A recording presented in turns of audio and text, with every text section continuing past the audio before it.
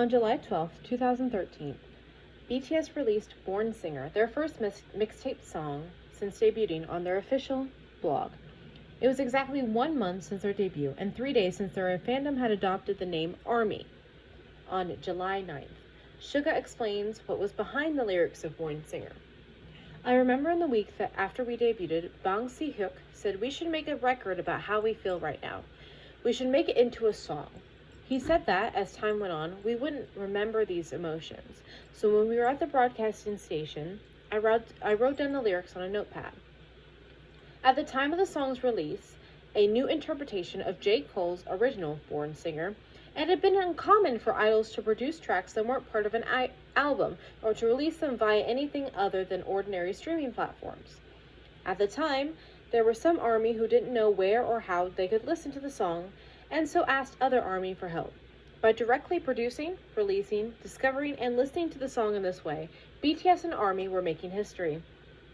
This history is ongoing.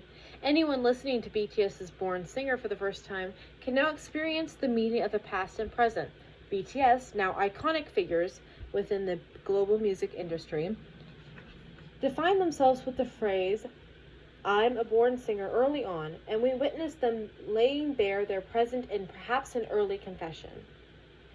Suga discussed BTS's concerns about identity, talking about the line between pre- and post-debut, between idol and rapper, while RM admitted of his mental state when they debuted.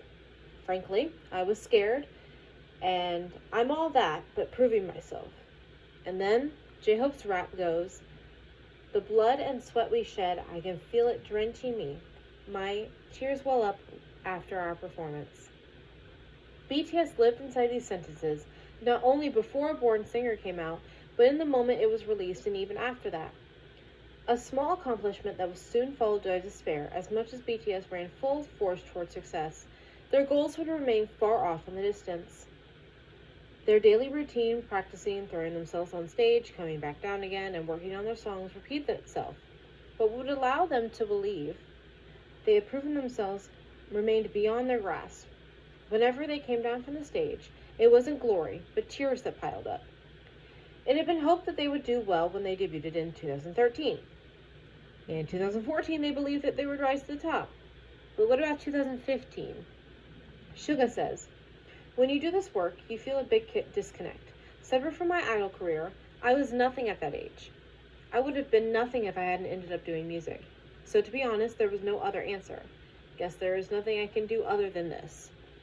The members of BTS left their hometowns, the hip-hop scene, and ordinary student life behind them and ran headfirst into this world. However, almost 3 years since their debut, and the thing that would prove them that they made the right decision was still beyond their grasp. In the same way, in a vlog recorded on December 19th, 2014, J-Hope wondered, "Did I have a good 2014? He reflects, "2014 was pretty hard, both physically and mentally. This is because it was the first time since we debuted that I started having doubts. This was also the period where I was having a lot of doubts about myself, as well as the path that I was taking. And I was thinking, is this right?" As time went on, the members were preoccupied more and more by uncertainty. Even when their sales went up a little after the release of a new album, or when their name was being mentioned more within an idol fandom following the Mono Awards, it wasn't encouraging. In fact, these successes made things all the more difficult for the members. RM says of his mindset back then, "It was like things would work out. We would have visible results, but it felt as nothing was in our grasp. To be blunt, I think it had a big impact on us. That part was really difficult." Suga unsurprisingly recalls a sense of haziness. "I knew our fans were increasing, but it wasn't like we could see them all, because there was a limit to the amount of fans we could see at TV stations or autograph sessions." It was thanks to ARMY, he admitted at a concert, that Suga wasn't completely eaten away by anxiety while working on Dark and Wild. BTS's first concert on their own in October 2014, BTS 2014 Live Trilogy Episode 2, The Red Bullet, became an opportunity for them to feel anew what the fans were giving them. Suga says, "The first performance really sticks in my memory. It was my first ever concert, and I thought, wow, so many people have come to see us. I am truly a happy person." The uncertainty continued. Of course, they weren't without reassurance, and they didn't have many options anyway. So BTS were preparing to work on their third mini album, The Most Beautiful Moment in Life Part 2. Suga decided, if this doesn't work out, I won't do music anymore. Throughout the production of The Most Beautiful Moment in Life Part 1 mini album, Suga essentially locked himself in the studio. Aside from when there was something on their schedule, he hardly ever came out of the 5-meter square studio attached to the underground training room. It was also around then that Suga began drinking. Until then, I was such a lightweight that I didn't even drink. But it was because we couldn't go out anymore. The time preparing for the album was really like hell. The other band members and staff listened to the songs Suga was creating in real time. RM recalls of that period. Back then, we all worked together in the studio in the back of the second floor of the Chunggu building. The floors weren't 10 meters long, and we'd squeeze by each other. We would listen to the melodies Suga wrote as soon as he'd written them. That was a time where in one room we were going, this isn't bad. And Bang Si-hook would come over from the other room and say, P-Dog, what do you think? Not bad, right? Our dorm at that time was right around the corner. If the company told us to come to work, we would go right away. This process of working on The Most Beautiful Moment in Life Part 1, recalled by RM, can be summarized, to use his own words, as cottage industry production. Regardless of role or position, everyone in the group and the company involved in the album's production worked together as one, and the end product was achieved through constant conversation. When they were happy with the song they made, they immediately called the others from the other rooms to have a listen or share the track via Messenger. If the response wasn't very good, someone would edit the song right away or make a new one. Almost all the song production process would happen in real time, and the quality of the end product swiftly improved accordingly. RM explains how he feels at the time. It felt like I wanted to get angry at the whole world. I don't know how to explain it other than this: easily flying away, vanishing, coming together, crumbling again, being captured once more, these feelings repeating themselves. There's a real irony to all these stories because it was the Most Beautiful Moment in Life series that put BTS and Big Hit Entertainment on the fast track to success. It was also the start of a dramatic shift in which the Korean popular music industry's influence would expand worldwide, and even idol groups who, like BTS, had debuted in smaller companies had hopes of reaching the top. Not to mention that following the Most Beautiful Moment in Life series, more and more idol groups began to release albums in a series under a single concept, just as BTS had done. And the importance of story planning, the so-called universe, was also becoming clear. However, this album, a key milestone in the history of Korean popular music industry, especially that of idols, was also the end product of members pouring out their most private emotions. It was also a result of how those involved in production clung together both physically and emotionally, rather than following any clearly defined system. It was inevitable that youth would become the album's subject matter as well as their concept. Intro, The Most Beautiful Moment in Life, from the mini-album The Most Beautiful Moment in Life Part 1, begins, "The REMs seem farther away today. Sighs pile up in the court, a boy afraid of reality." In these lyrics, which Suga rewrote dozens of times until he perfected them, talks about coming up again against the wall of reality through his favorite sport, basketball. And in Moving On, which effectively acts as the final song before outro, Love Is Not Over, he shares a very personal story. From the first day in my mother's womb, I used to count the days to my very first move. Vague memories, the cost of my move was a medical device attached to my mother's heart and a huge scar. The song Moving On is like an aching finger for me. His voice calm, Suga continues the story. You see from the lyrics, but it was when I was 2 or was it 3? What I remember is I had been sleeping, and when I woke up, I was leaning on my mom, and I could hear a sound like a clock coming from her heart. I asked her what it was making that sound. She had had surgery after having me. My mom had got really sick because I was born. It made me feel somehow guilty. Ever since I was little, I would think, was it right that I was born? I need to do everything I can for her, no matter what it is. Maybe that's why I was hungry for success. That's why I called my birth Moving On. In the beginning of a huge success story, The Most Beautiful Moment in Life series came out in the most private confession. Each of the youths came together and made a record of a period in each single community's life, the most beautiful moment in life, before drawing to a close. Like in Moving On, BTS moved accommodations for the very first time since their debut while preparing the Most Beautiful Moment in Life series. The Most Beautiful Moment in Life Part 1. Jungkook reflects, "In my part of the song, there are lyrics leaving the empty room with the last of my things when I turn back for a second, right? In reality, I do remember looking around my room and the combinations once before leaving. I felt like we had grown, and on the one hand, I was looking forward to what exciting things would happen in our new place. As the lyrics of Moving On and the combinations they were worried about, an uncertain future, among the members, there were a few times we quarreled, but they went through this process of smaller house, stronger the bond. Leaving that place and moving into the new accommodations proved that something was changing, or had at least allowed them to believe that was the case. In moving accommodations, Jungkook felt that the group situation could change. First of all, there were more rooms. 1, 2, 3 rooms and a bathroom. I bought a computer for the very first time, and I had my own workspace. I didn't have a separate room for my clothes, so I set up rails in the living room and hung them there, and in between I placed a desk for us to use. And that's why later my studio name became Golden Closet. The accommodations were roomier, so it definitely felt comfortable. It kind of felt like I had more room to breathe. Way back, all 7 of us slept in one room, right? Then we started to divide out the rooms. Jin was also able to feel more at ease in the new accommodations. I shared a room with Suga. Jungkook was in a room with RM and B. Jimin and J-Hope shared the biggest room between them. Our day-to-day life changed a lot. Before that, it was really crowded. But from then on, it was the fun of going to each other's rooms. In this way, the series expressed a storytelling method based on keywords like youth and the most beautiful moment in life, with personal experience and emotions of the members providing the foundation. In this respect, BTS and Big Hit Entertainment, without even realizing it themselves, were in the process of tearing down boundaries. They were an idol group telling a story through an album with a style of hip-hop, an album that would come to linger long on people's lips.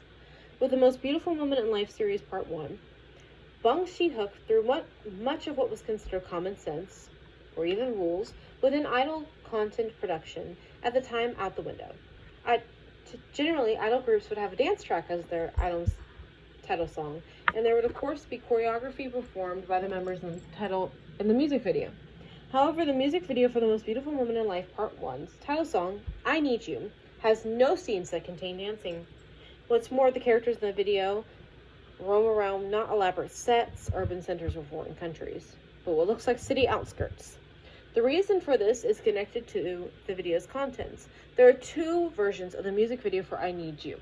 The official version, the final edited version, submitted to the broadcasting company, and the original version, released only on YouTube. The original version the official version versus the original version. The original version runs about 2 minutes longer than the official version, and those 2 minutes depict violence, emotional trauma, and so on. Almost unheard of in the music videos of idol groups at the time. Within the Korean idol industry, experimenting like this was no different than intentionally trying to ruin yourself.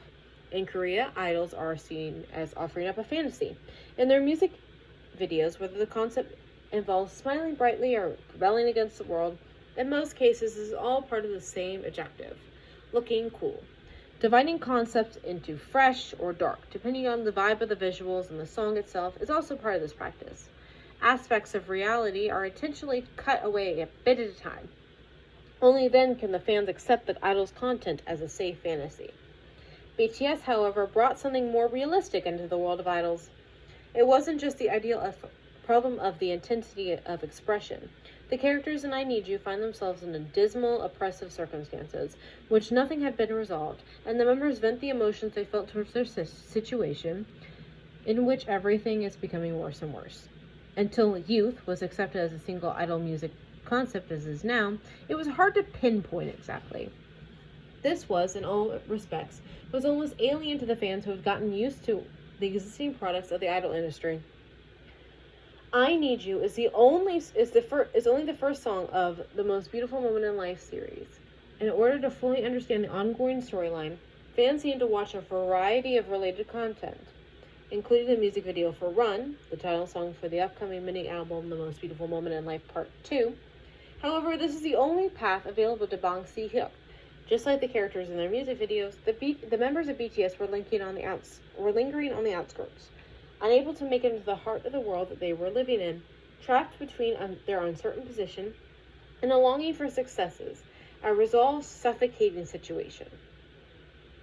It was these emotions that made the Most Beautiful Moment in Life series possible. This was also why I Need You could come out on a song on its own. An ordinary producer would have chosen Dope, which demonstrated BTS's intense choreography, as the Most Beautiful Moment in Life Part 1's title song. In fact, until I Need You, BTS's title song all had an intense atmosphere.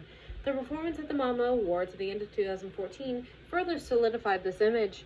Despite this, Bang Si-hyuk chose to represent the album with I Need You, a song so relaxed it feels almost fragile, and one that opens on a low-tempo beat. The song's choreography even begins with all 7 lying on the ground, and none of the remaining members get up until Suga's rap and the first verse is over. Likewise, it is not immediately clear what the song is trying to convey. Instead, from the very beginning of the song, a melancholy and complex emotion is conveyed through the lyrics. I Need You captures the members' mindsets at the time, which RM described as easily flying away and vanishing, coming together, crumbling again, being captured once more, these feelings repeating. However, I Need You was more than an adventurous and risky experiment. When it came to this particular song, Bang Si-hyuk had a conviction.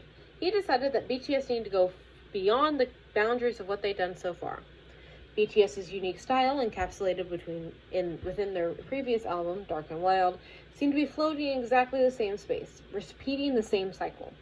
I Need You added a deep sorrow like falling petals to BTS's dark and gritty core.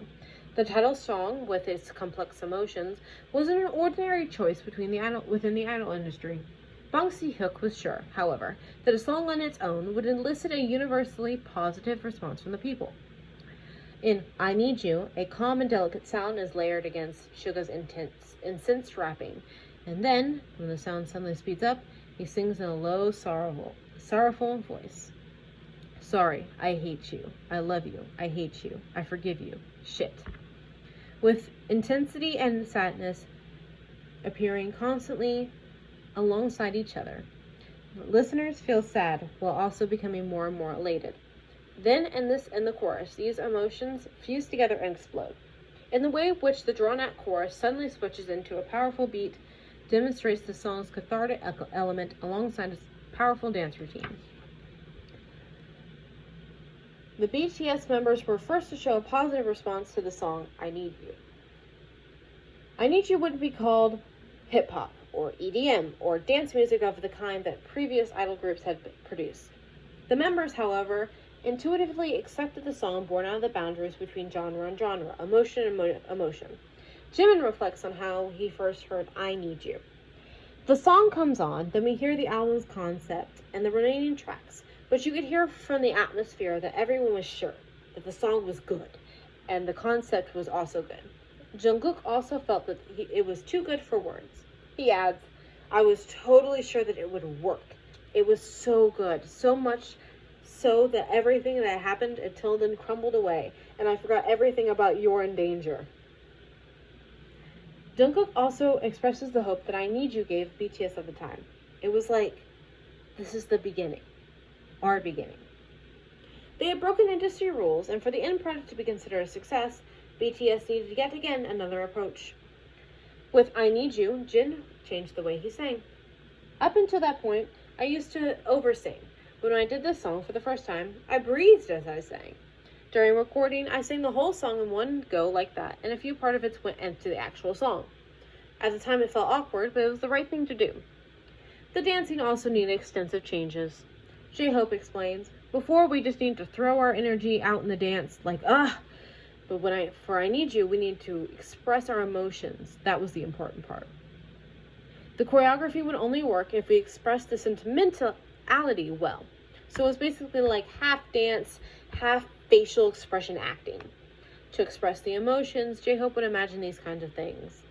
It was like when I danced, I got really into the character of the boy hanging off the edge of a cliff. I felt really anxious, like there was a lot at stake.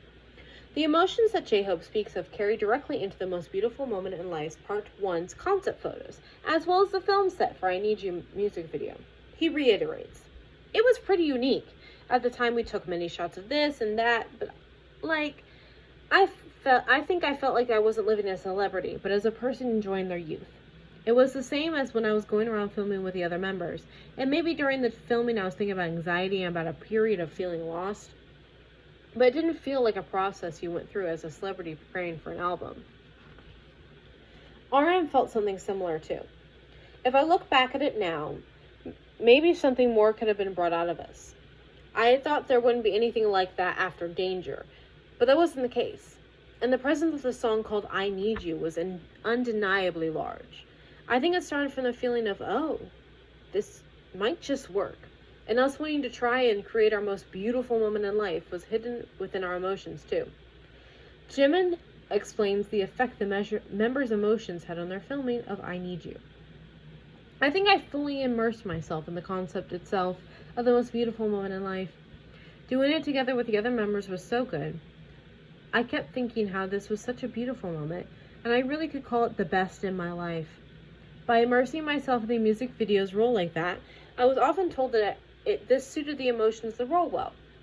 The members identified a substantial part of themselves within the music video roles, and this allowed them, though they had no experience acting, to immerse themselves deeply in the characters.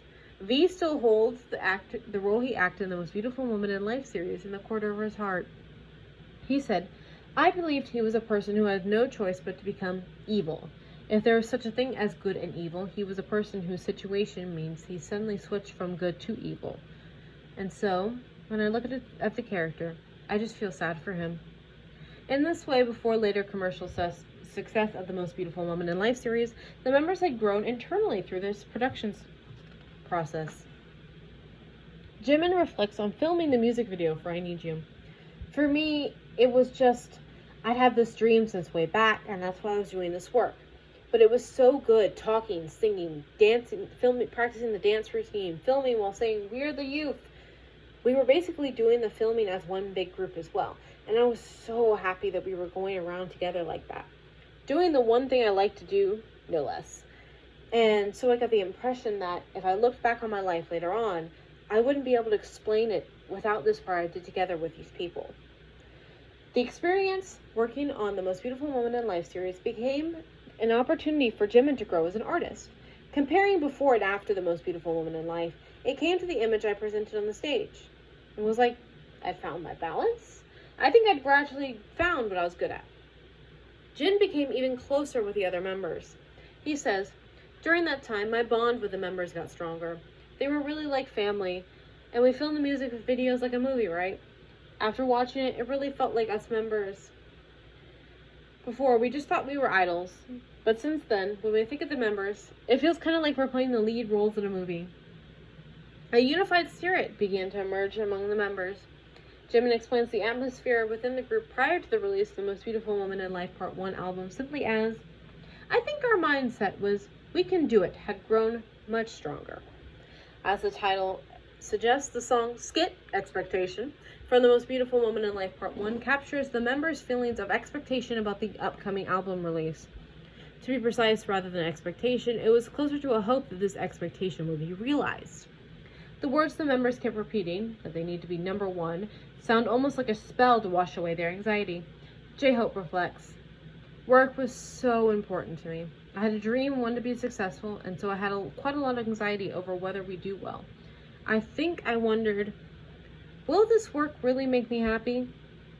I was always hovering around that point.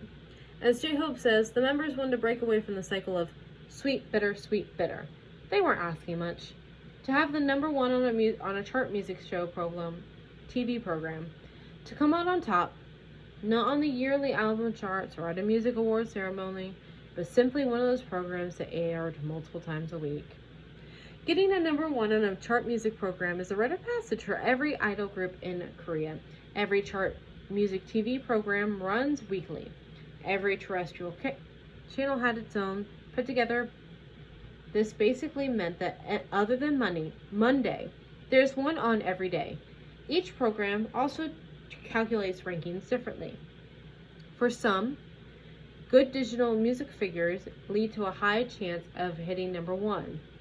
And for others, first place can come from having good physical sales. Only after being ranked number one in one of these programs can you talk about popularity or success. If an idol group doesn't achieve number one within a set period of time, it is likely to disappear from the programs altogether.